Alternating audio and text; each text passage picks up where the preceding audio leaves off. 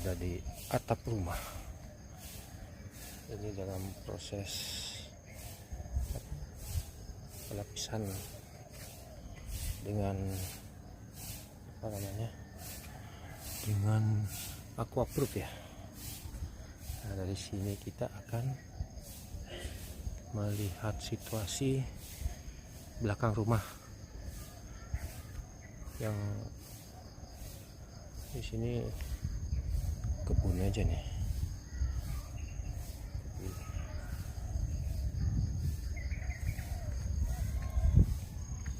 Kebun yang banyak ada burung